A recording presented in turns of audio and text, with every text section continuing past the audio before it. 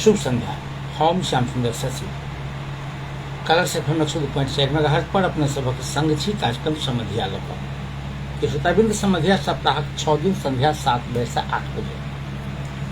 अब telephone number अपने सबके कंठ भ गए है 98 2 68 21 102 98 4 31 66 102 दूगो नंबर है। से नंबर में फोन कर अपने से अपन बात राखी। आग्रह फेर हुआ जे एके गो श्रोता सब दिन फोन नहीं करी, चूँकि बहुत गोटा के बात करबाक मन रहे छन मुदा बात नहीं भ पबे छन, तैं अपने सब कृपया जे सब दिन फोन नहीं करी। हमरा लोग बात करी छी अपना गाम घरक बात, खास कर जे अखन आई 25 गते छे। 25 गते माने भेलै जे आई के बाद जे विकासे ऑफिस सब विकास जाहि ऑफिस सब से होइ छै, तो ऑफिस सबके आई रात के 12 बजे के बाद चेक कटनाई बंद भ गेल। तो एहि वास्ते छै कि जखन चेक कटनाई बंद भ जेतै तो भीड़ कने बढ़ि जाइ छै।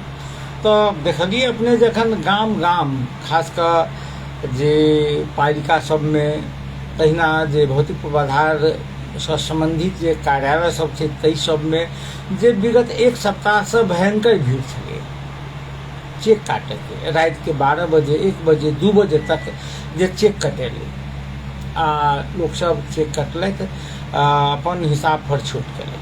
हमरा और बात के चिंता नहीं है, यदि काज बेसी छै, दिन में काज करे के माहौल नहीं रहे छै, बड़ भीड़ भाड़ रहे छै, तो लोग रातियो में चेक कटे छै, तो एला हमरा कोनो दिक्कत नहीं है।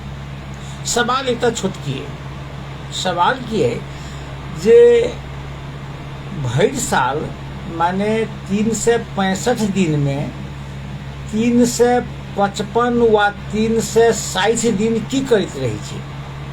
360 दिन की करी छी जे आर्थिक वर्ष के अंतिम 5 दिन वा 1 सप्ताह मात्रे एते माथा फुटबल होइ छै अहाँ के पेमेंट लिए के लिए।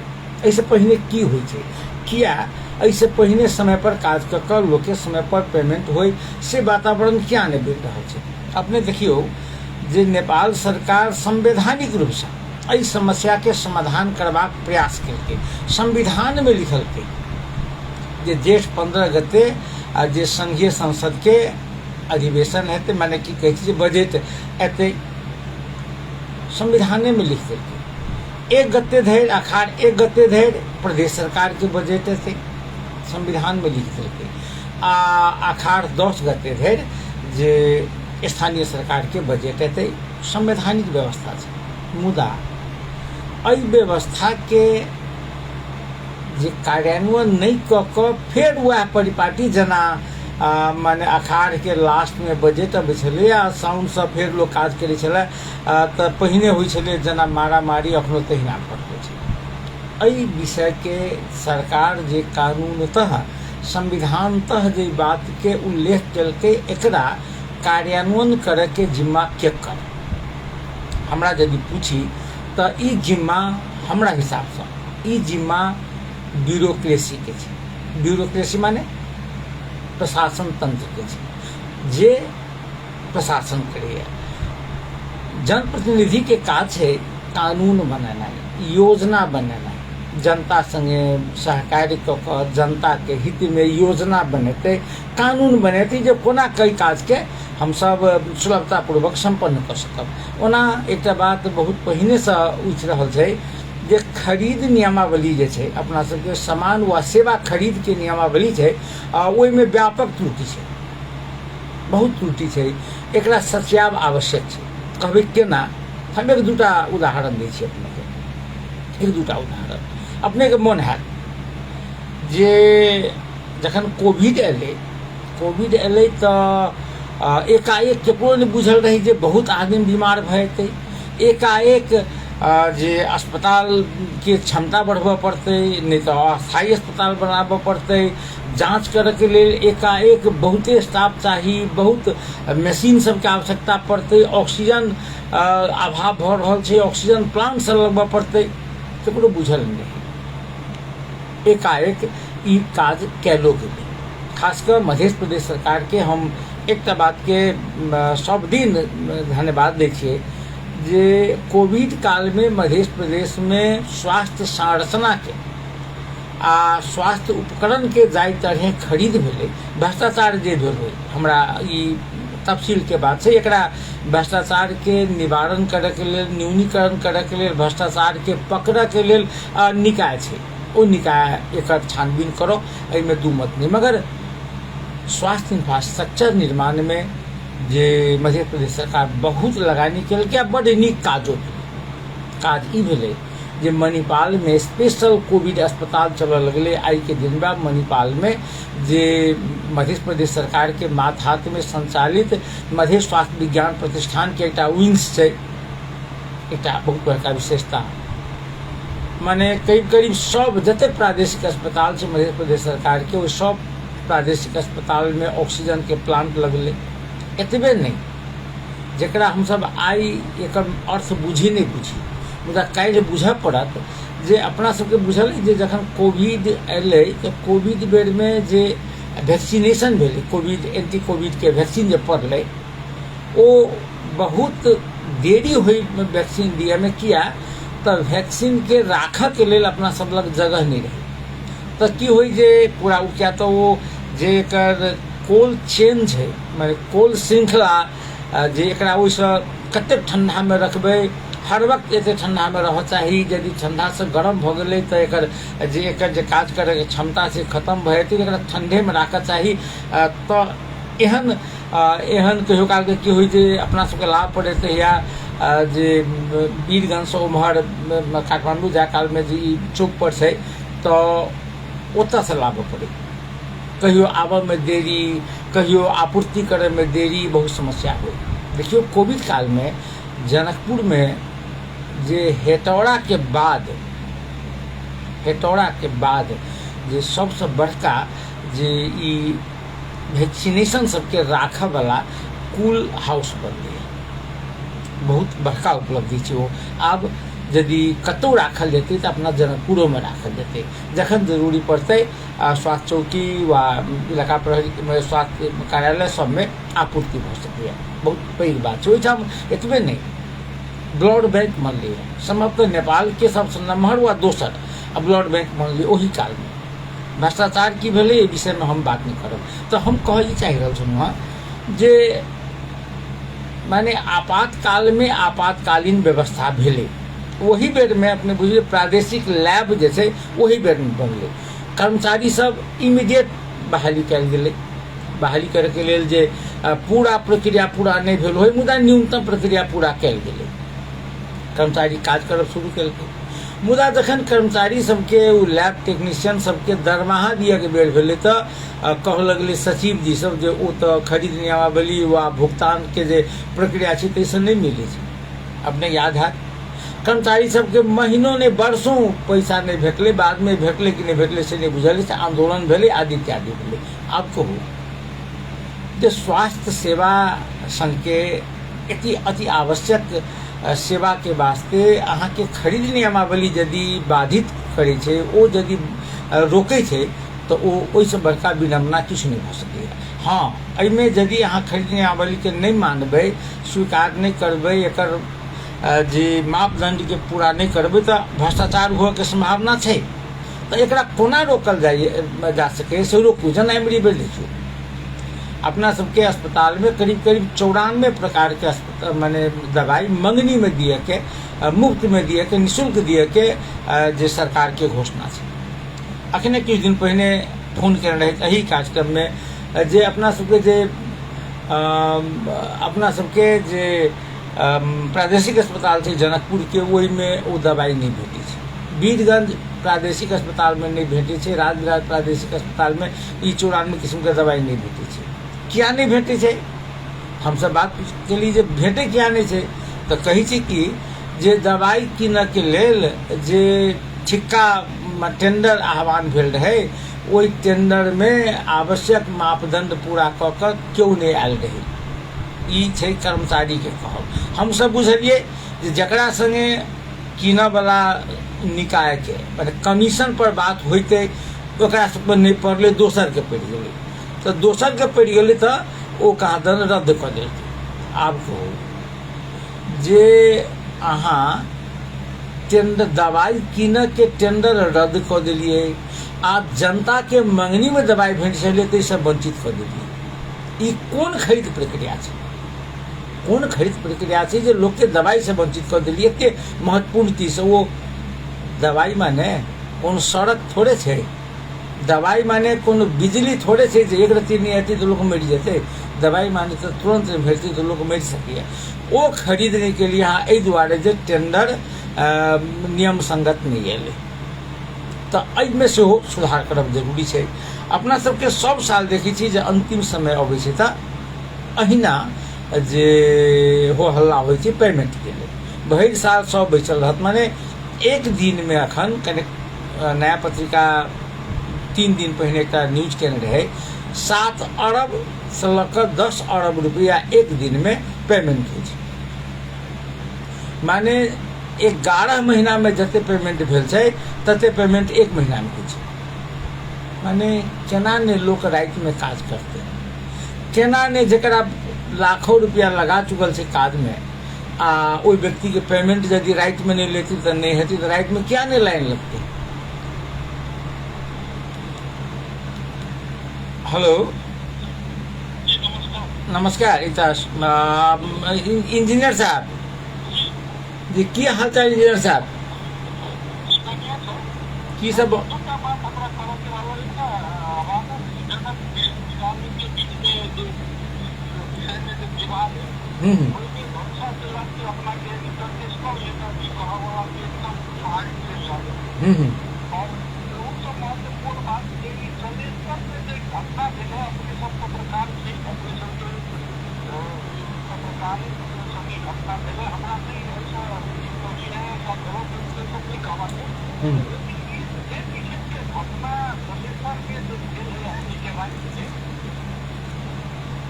जी कल दो ना।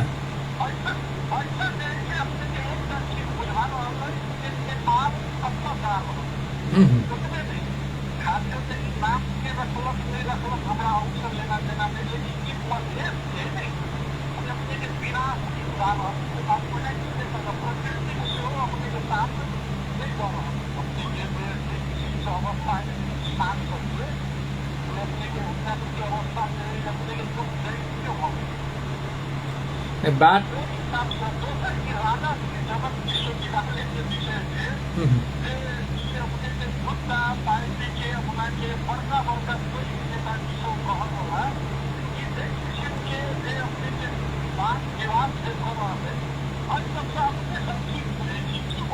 हम तो एक बात बुझी छी जे ओहि में से जे अहाँ कोनो माने सरकारी कोनो संस्था माने विश्वविद्यालय हो चाहे स्कूल हो चाहे एयरपोर्ट हो, स्थापना में अपने के योगदान हो सके, तो आप वही योगदान के आधार पर अपने वोट लेवा चाहे छी। अहाँ के योगदान नहीं है तैयो आप जबरदस्ती हमर योगदान है कह के जनता के दिग्भ्रमित करी छिए। वो ओहि सिवाय कुछ चीज बनाबे के यदि रहते तो फुलगम्मा में नहीं बने तो कत बने, जमीन की व्यवस्था करबे कि नहीं करबे?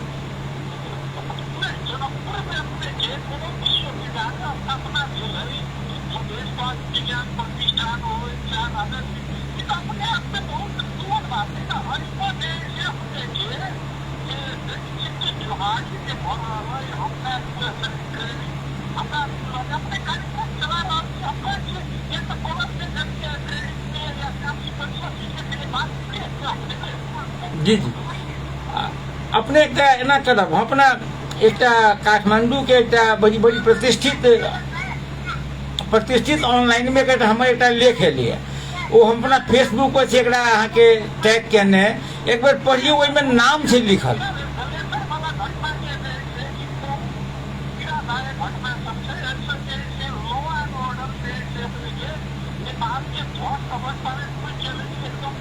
अपने के हम एहि विषय में बतियाई छी।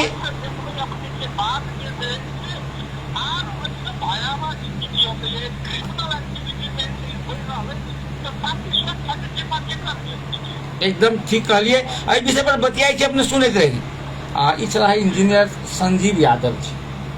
दूटा विषय उनका खास कर छलनि। एकटा जे जलेश्वर में पत्रकार दिवाकर शाह संगे जे दुर्व्यवहार भेलै से, आ दोसर राजर्षि जनक विश्वविद्यालय के संबंध में जे अखन दूटा नेता खासकर विमलेंद्र निधि आ रघुवीर महासेठ के बीच में जे चल रहल छन, माने की कही मोच के लड़ाई तो की कहबै, मगर दुनू के प्रभुत्व के लड़ाई चल रहल छन। समस्या माने घटना कथी कही जे ऐना में जखन मुंह देखबै तो यदि ऐना साफ है तो स्पष्ट देखाई छै।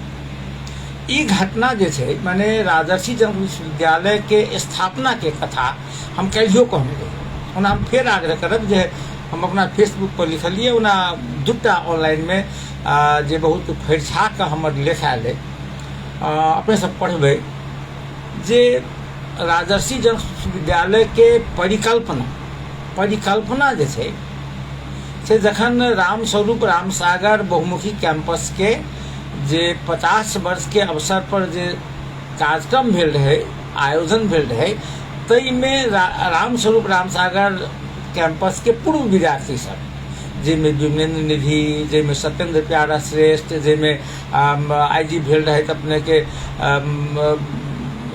तकर बाद अपने रामसूरज यादव, रामचंद्र झा, प्रोफेसर भोगेंद्र झा, प्रोफेसर रायन प्रसाद विमल, मतलब माने सब गोटा आयल रहथिन ओहि ठाम। सब जे केओ राष्ट्र बैंक के गवर्नर रहथिन, केओ माने केओ काठमांडू यूनिवर्सिटी के वीसी रहथिन, केओ डीआईजी रहे, जे राणाबाग कैंपस के विद्यार्थी, वो सब एक बेर ओहिना सब गोटा के पूर्व साथी सब भेंट घाट भेलै, सब अपना अपना ओहदा पर बात भेलै जे जनकपुर में क्या नहीं जे एकटा विश्वविद्यालय हुआ जकर नाम राजर्षि जनक विश्वविद्यालय होई। अखन हम तुरंत एही विषय पर बात करे के लेल रामचंद्र झा जी से हमरा अखन 2 घंटा बात कऽ के आबि, चूँकि तो एहिमे भेलै बात विमलेंद्र निधि जी जरूर अग्रसरता लेलखिन, दू मत नहीं छै। रामस्वरूप जी एहिठाम रहथिन, तहिया रामस्वरूप जी जिला विकास समिति धनुषा के सभापति रहथिन। बात भेलै जे किया ने संस्थागत रूप से प्रयास के आगा बढ़ायल जाए, तो जिला विकास समिति में नेपाली कांग्रेस आ एमाले दुनू के बढ़िया रिप्रेजेंटेशन रहे, आ एमाले से सेहो शत्रुघ्न महतो, रमेश रंजन झा लगायत के लोग सब रहे, तो वो सब अहाँ के पहिल बेर बैठक भेलै जिला विकास समिति में, जैमें प्रस्तावक जे राजर्षि जनक विश्वविद्यालय खुलऽ चाही तकर प्रस्तावक माने की कहै छै रामस्वरूप यादव आ समर्थक रामचंद्र झा, कांग्रेस के प्रस्तावक आ एमाले के समर्थक, माने मिल कऽ तकरा बाद जे बैठक सब भेल छै, ताहि बैठक में माने 70 से लऽ कऽ 12 परसा तक के सभापति सब, चाहे कोनो पार्टी को, कांग्रेस के एमाले के जे पार्टी को, सभापति, उपसभापति, राज बिराज के मेयर, जनकपुर के मेयर, एक बेर तब वीरगंज के मेयर से हो, पार्टी से ऊपर उठ कर सब गोटा एकजोड़ भ कऽ जे ई कार्यक्रम माने यूनिवर्सिटी के स्थापना के मार्ग में आगा बढ़लै। तकर बाद अहाँ के कार्य संपादन समिति बनलै, कांग्रेसो दिस से 2टा, एमाले दिस से 2टा, और शिक्षाविद दिस से 2टा। रामचंद्र झा कहै छलाह जे एमाले दिस से तहिया ओना तऽ प्राध्यापक रहैत भोगेंद्र झा, एकटा अखन राजर्षि जनक विश्वविद्यालय के रजिस्ट्रार छथि शाह जी, जे ओ रहैत। कांग्रेसो दिस से एहने विद्वान सब रहथिन, ओ बढ़ैत गेलै।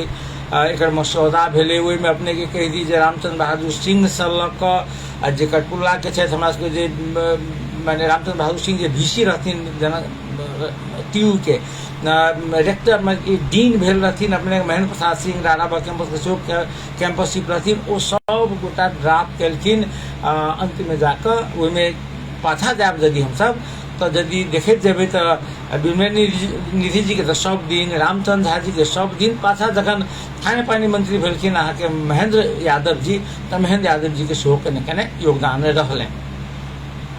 हमरा कहब ई जे रहलै विगत में जे केलखिन सब गोटा के प्रति बहुत बहुत आभार, नीक काज केलहुँ अपने सब प्रति आभार।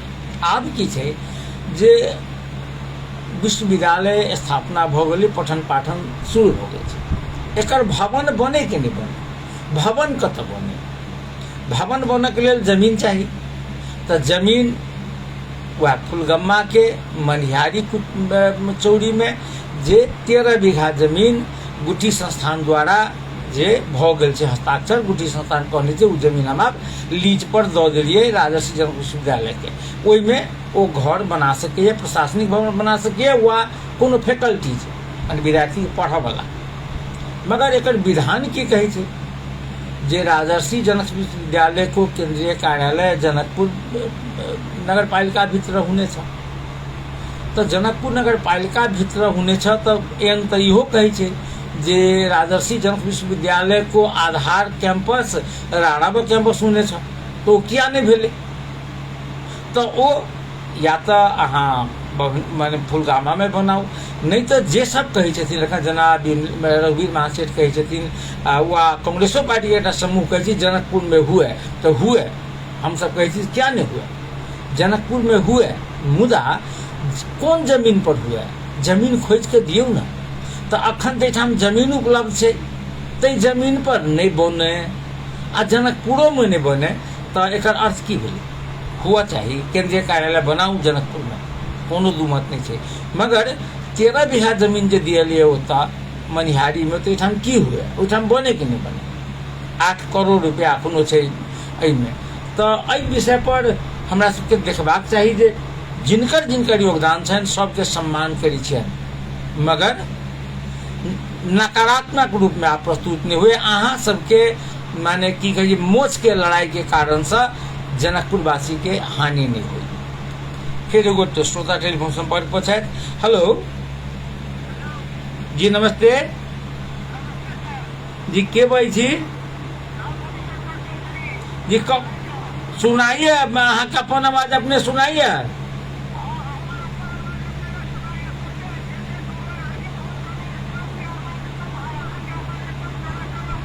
अहाँ के नहीं अब किया तो हम छोटकी टा के मोबाइल लगे सुना रहा छी अहाँ के।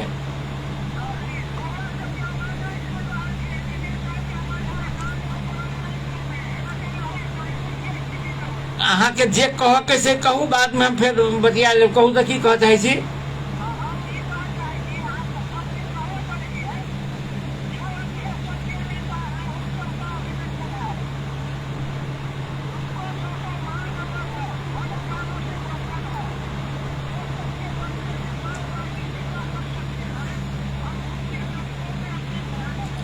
चलो, बहुत बहुत धन्यवाद। तो आवाज नहीं सुना सके चलिए बेकार में किया हम अपने सबके दुख देते हैं, उनको क्या धुआ लगेती है। खैर, हाँ, हम कई दिन से बात कर हमरा एगो बगचौड़ा से एक हमर शुभचिंतक लिखिए, गांव घर में कल चापाकल सुखा गए, खाने पानी के बहुत समस्या है।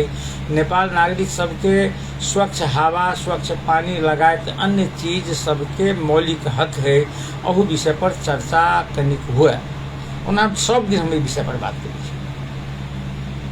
लोग के, नेपाली नागरिक के नैसर्गिक कानूनी संवैधानिक अधिकार है जो स्वच्छ पानी पिए, स्वच्छ हवा में श्वास लिए, निःशुल्क औषधि उपचार, निःशुल्क शिक्षा, संवैधानिक अधिकार है। मगर अहाँ कहै छी ने जे प्राथमिकता की, आब माने एहन अवस्था है जे किछु गाम पीबाक पानी के अभाव में विस्थापित हो जेते। दुनिया में अनेकों उदाहरण छै जे अनेकों सभ्यता नष्ट भ गेलै बाढ़ि के कारण से, बाढ़ि अयला के कारण से, आ पानि नहीं भेटला के कारण से, दुनू कारण से। तो एकरा लेल उपाय और दोसर गोटा नहीं कऽ सकैए। अल्पकालीन उपाय तो स्थानीय पालिका कऽ सकैए। ओहि दिन काल्हिखन हंसपुर नगर पालिका वार्ड नंबर 3 के वार्ड अध्यक्ष उदय सिंह जी संगे बात होइत रहे 3-4 दिन पहले। वो कहते रहे जे हमरा गाम के सब कल सुखा गेल। हम कहलियन जे अहाँ सब तो ओवरहेड टैंक बनेने छलिए। कहे हाँ ओवरो हेड टैंक करीब करीब तैयार है, मुदा ओहिमे पानि जे पठेबै एकर लेल तऽ डीप बोर्डिंग चाही ने। तो डीप बोर्डिंग के लिए क्या तो वार्ड के बजट से संभव नहीं है, वार्ड के बजट से वो संभव नहीं है। प्रदेश सरकार में ओना वो लिख के देने छथिन, हमहूँ सब बात के लिए तो यदि ओवरहेड टैंक के मार्फत से पानी पूरा गांव में सप्लाई करे तो एक उपाय है। बगचौड़ो में से अवस्था है, ललिया में यह अवस्था है, हंसपुर में यह अवस्था है।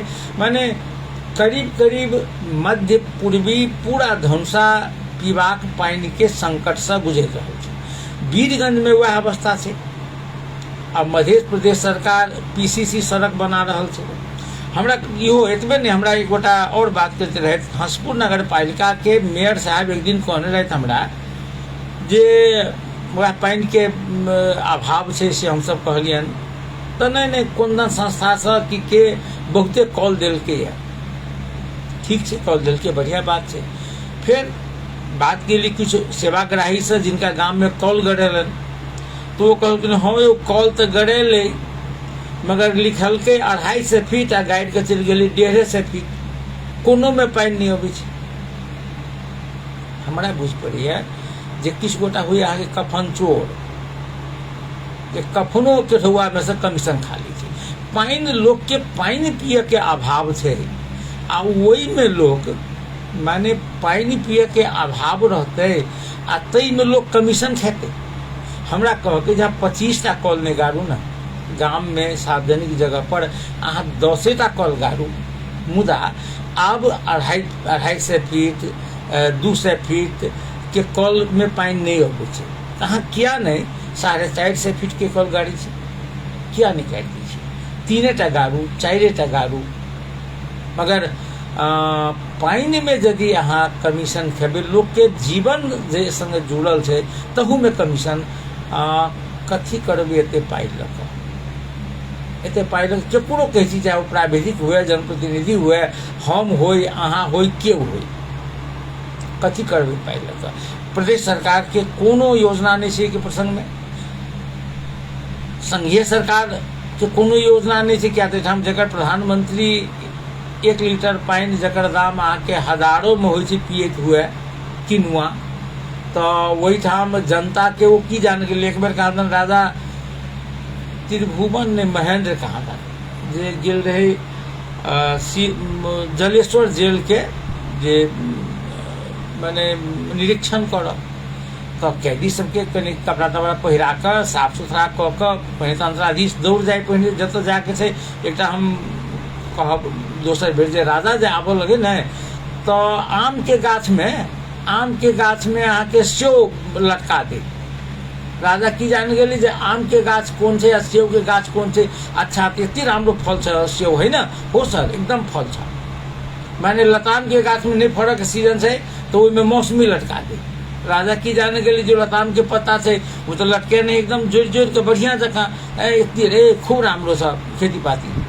तो वह भेल रहे अपने के राजा गेले जे जलेश्वर जेल के निरीक्षण कर, जेलर माने जे जेल में रह वाला कैदी थुनुआ सब छै तकरा सबके कपड़ा लत्ता पहिरा के सेंट तेंट मरवा के 5-7टा के बदल के आगा में वो तो सब रंग के लोग रहे छै। तो के स्थिति में हमरा कोने एम्हर भी तो हिंदी में बजे जे तुम लोगों को कोई समस्या तो नहीं है? तो नहीं सर समस्या है। तो कथी समस्या है? सर खाहू पियला कनी दिक्कत छै, तोरा सबके ब्रेडो आ दूध नहीं भेटे छो। ब्रेड मान भेले वो सब ब्रेड कहै छै, अपना सब रोटी कहै छै, ब्रेड माने पाव रोटी के कहै छै। वो सब जे तोरा सबके ब्रेडो आ दूध नहीं भेटे छो। तू कहलिए सर हम सब तो ब्रेड बुझबो नहीं करै छियै आ दूध के तो सपनो नहीं कहियो देखलिए। माने कि राजा के घर में ब्रेड आ दूध तक कुत्तो नहीं खाई छै, वो बुझै छै कम से कम एते तो भेटते हेतै एकरा सबके। मगर एहिठाम वो राजा सब जे राज्य चला रहल छै ओकरा की जाने गेलै। शिक्षा के बात हम सब करै छी, बड़ शिक्षा के बात करै छी।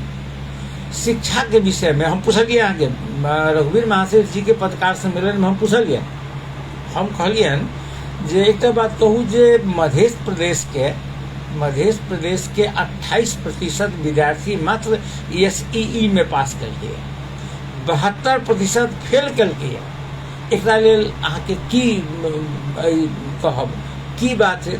तो पहले तो एक दूटा प्रश्न कहने हम में से एक जवाब नहीं दिए चाहले तो बाद में कोई कान में कहली शिक्षक वाला कह दियो ना नहीं वो में सुधार करना चाहिए हमरो सबके दोष है जे वो में हम सब ध्यान नहीं दै छियै। हम कहू एक बात कने ध्यान से देखियो एठाम के 4टा 5टा नेता के नाम कहै छियै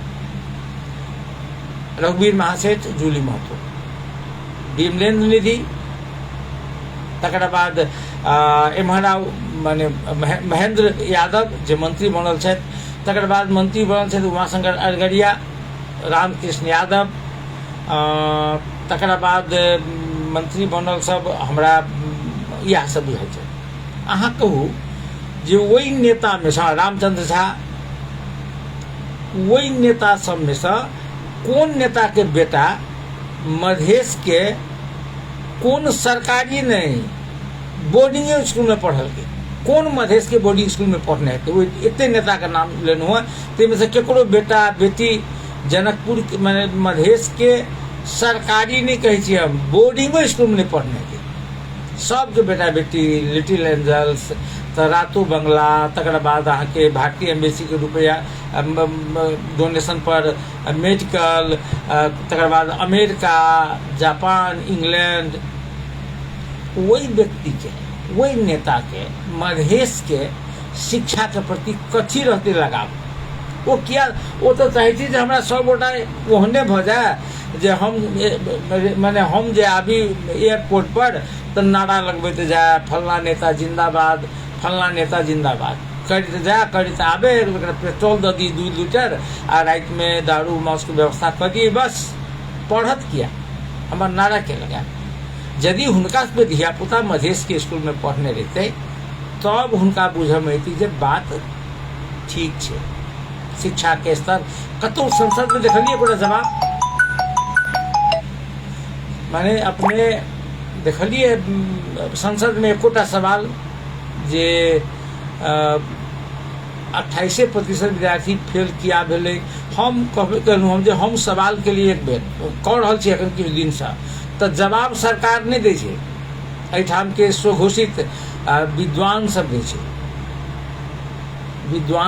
छै हमरा बड़ी आश्चर्य लगे सरकार से सवाल करे के अधिकार छै। अखन कहे चला दिवाकर शाह जी के प्रसंग में हुनका पर जलेश्वर के जे प्राविधिक कार्यालय छै ओहिठाम हुनका संगे कहादन जे हुनका संगे दुर्व्यवहार भेलै जे वीडियो आयल छै ठीक बात है कोई दुर्व्यवहार के जतक विरोध करी कम है निंदा करी कम है मगर एक बात हम कहब पत्रकारिता हमहूँ सब करी छी हमहूँ सब करी नहीं छी एक बात कहूँ जे हमर हम यदि कतौ समाचार लेबऽ जाइ छियै माने हम मांगा जा रहल छी लेबऽ जा रहल छी तो लेबऽ वाला के साइकोलॉजी हमरा में हेबाक चाहिए।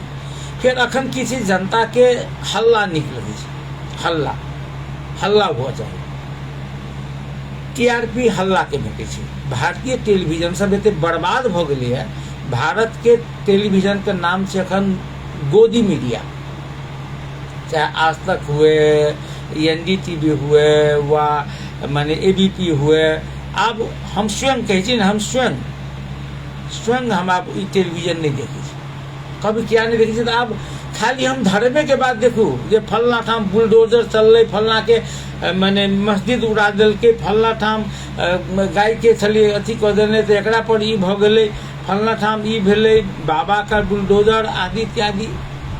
अरे भाई शिक्षा के सवाल कहाँ यहाँ लग जे वातावरण विषाक्त भ रहल छै पर्यावरण के सवाल कहाँ यहाँ लग जे बेरोजगारी बस ई धर्म से रोजी रोटी चलते तो कहूँ किछु गोटा के चलते हमरा कहते रहे गोटा बड़ी बढ़िया लागल जे सऊदी अरब में क्या नहीं धार्मिक अथी हो कतार में क्या नहीं हो अमेरिका में क्या नहीं हो इंग्लैंड में क्या नहीं हो हम कहलियो जरा फुर्सते नहीं जरा काज है अमेरिका में अमेरिका में चुनाव जीतऽ के लेल एजेंडा बनै छै जे हम इलीगल रूप में जे अमेरिका में रहि रहल अछि तकरा सबके भगेबै, या तऽ हमरा देश में अपने आप जे बेरोजगारी बढ़ि रहल अछि ओहिठाम के एजेंडा छै, एजेंडा बनै छै जे आब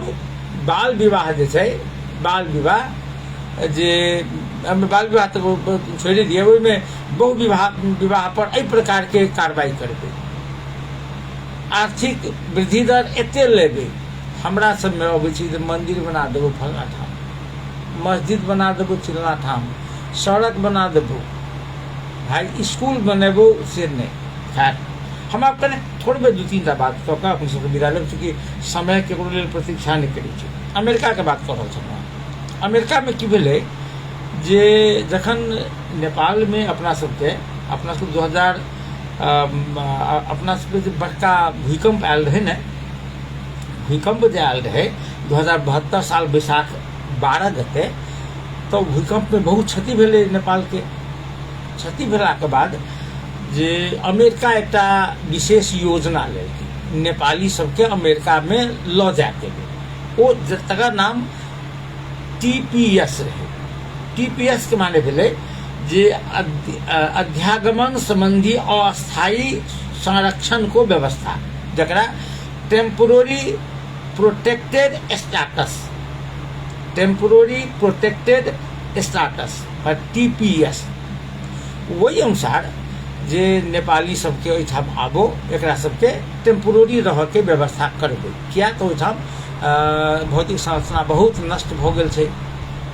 ओहिमे बहुत गोटा गेलै, करीब 20,000 आदमी ओहि स्टेटस पर अमेरिका गेलै। आब आई जे छै जे अमेरिका सरकार निर्णय केलकै जे TPS माने टेम्पोररी प्रोटेक्टेड स्टेटस अंतर्गत जते नेपाली आयल अमेरिका में सब गोटा के अपना अपना देश फिर जा जाए, जाहिमे जे इमीडिएट 12,007 से नेपाली नेपाल घुरि रहल छै। एहिसँ पहिने इलीगली गैर कानूनी तरीका से जे रहै छै तकरा सबके भगे नहीं छलैए। अखन आब TPS खारिज कऽ के एकरा बाहर भगा रहल छै। ओना ओहिठाम के जे अदालत छै से वो अदालत बहुत माने तार्किक होइ छै। अदालत में किछु नेपाली गेल छलियै जे हमसब ओहिठाम रहि रहल छी, हमसब कोना जाय, तऽ किछु गोटा के ओहिठाम अदालत कहलकै जे नहीं एकरा तो नहीं भगा सकै छी। तऽ भऽ सकै जे एहिमे किछु अदालत कोनो आदेश करे, नहीं तऽ 12,007 से नेपाली जे छै से घुरि कऽ आबि रहल अछि। हमरा एहि बीच में नंद किशोर यादव जी संभवतः कतार में छथि, वो हमरा फेसबुक पर लिख रहल छथि जे हमरा सबके कोनो पेट्रोल चाही बस, तकर बाद कथीला पेट्रोल चाही, विदेशी खाड़ी वाला के हजूर। हाँ गोदी मीडिया एकदम सही। तो एक बात कहै छियै अहाँके पेट्रोल चाही, माने हम जे विद्यार्थी पढ़ै नहीं छै वो अहाँ तऽ पेट्रोल वाला देशे में रहै छी, अहाँ तऽ पेट्रोल के लऽ कऽ नहेबो करब तऽ कोनो दिक्कत नहीं छै अहाँके। या तो ओहिठाम तऽ 1 रुपये हम जहिया रहि गेल तऽ 90 कथी कहै छै पैसा रियाल के ततबे में रही पेट्रोल। आब कते भेल हेतै अहीं कहि सकै छी। तऽ पेट्रोल वाला लोक छै, नहीं पढ़ते तो पेट्रोल 2 लीटर पेट्रोल लेते। आ नेताजी एलखिन है, नारा लगेथिन ओतऽ जाकऽ घरे छोड़ देथिन, आ साँझ में हुनका सबके जलपान करे के लेल माउ चूड़ा के लेल 500 रुपया देते। बस वो पढ़ि लेते तो फिर वो नहीं जेते होता। खैर तो हम कहि रहल छलहुँ जे ओहिमे करीब करीब जे अमेरिका से 12,700 विद्यार्थी मैंने नेपाली फिर से आबि रहल अछि। आब दोसर एकटा छोटकी 2-3 टा विषय हमसब राखब जे मध्य प्रदेश के अवस्था, मध्य प्रदेश सभा के माने प्रदेश सभा के अवस्था अपने बुझल है। शायद 4म दिन से हो मध्य प्रदेश सभा में बैठक बैसलैए, सभा शुरू भेलैए आ स्थगित भऽ गेलैए। कारण की छै जे प्रमुख प्रतिपक्षी दल जे छै एमाले, माफ कर जाए माओवादी केंद्र, तकर बाद एक जनता समाजवादी पार्टी नेपाल, राप्रपा लगायत के पार्टी सब कहै छै, एकरा सबके आरोप छै जे बजट जे एलैए कांग्रेस एमाले आ जनमत पार्टी आ तकर बाद कहै छै अहाँके ई लोसपा लोकतांत्रिक समाजवादी पार्टी सब जे बजट लेलक ओ बजट जे छै से बिचौलिया सबके कारण से छै, बिचौलिया सब लेने छै। हमरा तऽ आश्चर्य लगैए बजटमे जे एगोटा सब बात होइ छलै, हमरा उच्चे के लोग छै वो फोन करै छलै जे फलना कार्यक्रम बजटमे रखवा दियौ ने, एकदम पूरा माने वो कार्यक्रम केहन छै, सामाजिक काज छै, सामाजिक काज छै जे ई कार्यक्रम रखवा दियौ ने, बड़ू एकर प्रतिशत जे छै से पहिने ही लऽ लेब तऽ दऽ दै छी। श्रोताबिंद, एहिठाम छै मध्य प्रदेश सरकार जे बजट रखवा दियौ, बड़ू आप 50 लाख रखवा दिलिए तो 10 लाख रुपया पहिने ही लऽ लिया, पहिने लऽ लिया रखवा दियौ। एहि तरहे होइ छै बार्गेन। कहू जे विकास के कोन संभावना अपना सब देखबै। हमरा मोने जिला विकास समिति के एकटा घटना, जेना अखन सब पालिका में भीड़ लागल हैत, प्राविधिक कार्यालय सब में भीड़ लागल हैत, जहिठाम सब पेमेंट होइ छै विकास कार्यालय में, तहिना पहिने जिला विकास समिति में लगे तो आब तो उपभोक्ता समिति के मार्फत से काम हो, तो उपभोक्ता समिति के मार्फत से काम जेना केहन कते गोटा रहे, एक उपभोक्ता समिति दक्षिण दिश के रहे, वो रहे यहाँ के पैनी मरम्मत केने 2 लाख के 3 लाख के योजना रहे, बहुत पहले के बात है। पैनी मरम्मत केने रहे, काम संपन्न रहे, प्राविधिक के रिपोर्टो आबि गेल रहे, काम खूब बढ़िया रहे, चेक बनबऽ के बात रही, चेक बनेते आ ओ उपभोक्ता के देते, चेको बन गेल रहे, चेक बन गेल रहे। कहलिए चेक दिया हमरा, कहलिए चेक केना देब, 30,000 रुपया के है कर 30,000 रुपया कमीशन रहे जिला विकास समिति के आबला। कहलके 30,000 रुपया दिए, कहलके सर भ जेते ने तो भेज जेते आ तब अहाँ के भजा के 30,000 रुपया दऽ देब। तो कहलके जे नहीं कहूँ अहाँ नहीं देब तऽ कहलके हमरा की हमरा ढुआ अछि नहीं जे हम अहाँ के दिया ना करूँ, जे 30,000 रुपया घटाइए का हमरा चेक दऽ दिया। कहलिए नाम हम पकड़ाइए जाए, जहाँ रुपये नगदी लाओ, नगदी लाब तो अहाँ के हम चेक दऽ देब। कहलके ठीके छै। बेचारा कतबो आम लोक रहे, नीक लोक रहे, किसान लोक रहे, पाइ नहीं भेलै, गेलै गाम पर। आब तो 25 गते लचिया रहल छलै, 25 गते में नहीं हेतै तो केना हेतै। तो वो अंत में जाकर 25 गते से पहले जे भैंसी रहे एकटा बेचारा के गाभिन, वो 40,000 में भैंसी बेचल। विचार करियो जहिया गाभिन भैंसी 40,000 में बिकाल छल, कते पुरान घटना है, एकदम सच कह रहा छी हम। तो बेचल के भैंसी, भैंसी बेच कर बेचारा रुपया लगाल जे 30,000 रुपया एकरा दऽ देबै। आयल तो अपने बुझ अखन देखबै जते अकाउंटेंट हैत, जते हाकिम जगह सही चलैए, वो सब कतौ हेतै गायब भऽ गेल। कोनो होटल में जाकर चेक कटैया, कोई कतौ माने एहिठाम से दोहर ठाम जाकर बर्दीवास में जाकर चेक काटि रहल है, अपने देखबै एहने होइ छै। कतौ अज्ञात जगह पर जाकर घरे में चेक कटैया, एहन होइत रहै छै। गेलै बेचारा रुपया लऽ कऽ भैंसी बेच के एलै, हाकिम साहब नहीं भेटलै, अकाउंटेंटो नहीं भेटलै। आब ओ की करो, बेचारा के भैंसियो बिका गेलै, चेको नहीं भेटलै। वो बेचारा एते बाद में आबि कऽ हम समाचारो केने रहियै, एते कने जे ओहिसे पहिने तो हमर 3 लाख रुपया छल बुड़ल, आब तो भैंसियो चलि गेल, 30,000 रुपया इहो बुझि गेल। ई अवस्था छै नेपाल के। बाजऽ वाला लोग आ फिर एक बात हम दिवाकर दिया बात भऽ रहल छै, दिवाकर शाह दिया। हम आप दोसर बात नहीं करब, थोड़े बेचू समय हमरा बहुत कम है। दिवाकर शाह जी पूर्वाधार कार्यालय में जाकर रात के 1 बजे रिपोर्टिंग करे गए थे। एक बात है जे रिपोर्टिंग कर जाब कोनो अपराध नहीं है, रिपोर्टिंग कर लोग जा सके, मगर रिपोर्टिंग कर अहाँ जाइ छियै तऽ अहाँ कोनो चीज केकरो से लेबऽ जा रहल छी जानकारी, तऽ एकटा एहि हिसाब के हमर क्रियाकलाप भेल। ओहिठाम जे एकटा महिला भेटै छै समथिंग तिवारी नाम से कहा दन इहो कहल जाइ छै जे मध्य प्रदेश के जे शिक्षा संस्कृति मंत्री छै रानी शर्मा तिवारी हुनकर संबंधित छै, ओहो कहा दन रेडियो प्रचारक संघ से प्रसारक संघ से आबद्ध छै, माने संचार कर्मी नहीं तो संचार उद्यमी छै। वो क्या पहुँचलखिन, कोना पहुँचलखिन, कोन आशय से पहुँचलखिन हमरा नहीं कहके, हमरा कहके है जे दिवाकर पर जाय तरह घटना भेल छै, एकरा संगे लछाड़ पछाड़ भेल छै, कैमरा कहाँ दन छीनऽ के प्रयास भेल छै, तो ओ सबटा निंदनीय घटना छै। मगर हमर एकटा दोसर बात ये जे संचार कर्मी के एकटा इहो सिखायल जाइ छै जे अहाँ माहौल के हिसाब से रिपोर्टिंग करू, अहाँ अपन जान के खतरा में रह के रिपोर्टिंग करी छी, ओहो बुधियारी नहीं छै।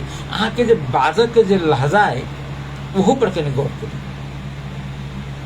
ई बात क्या तो पत्रकार के ई सब बात सिखा कर अहाँ युद्ध के मैदान में जाइ छी, युद्ध के मैदान में जाय काल में अहाँ के बुलेट प्रूफ जैकेट द के पठबैया, अहाँ जैकेट के निकाल के चल जेबै रिपोर्टिंग करत, एटा बंदूक के गोली है तो चल जाए।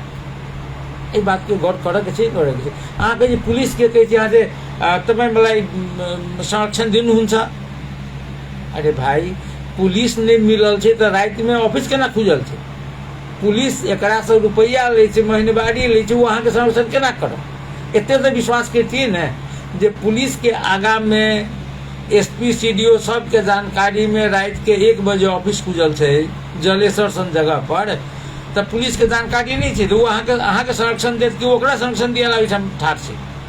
इहो बात एते कॉमन सेंस हमरा सबके चाहिए।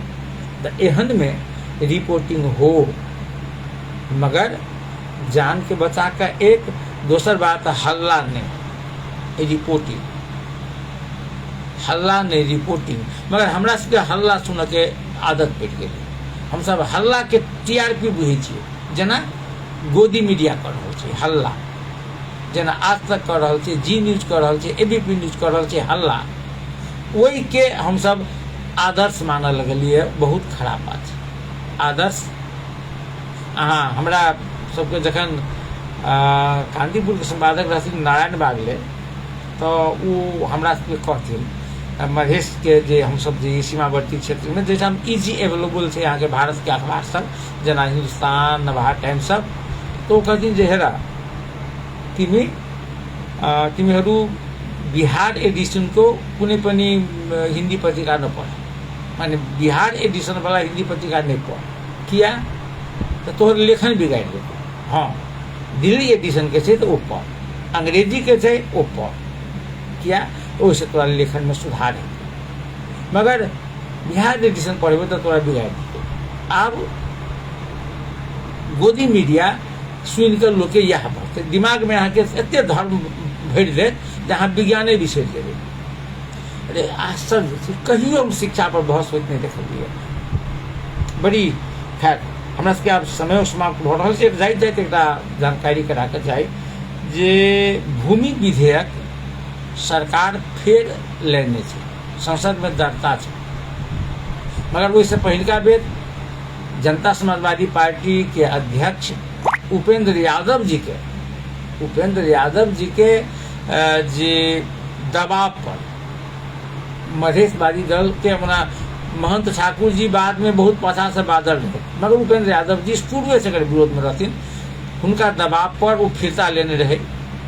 एहि बेर तऽ आब उपेंद्र यादव जी के पार्टी जे छै से समर्थने फिरता लऽ लेलकै।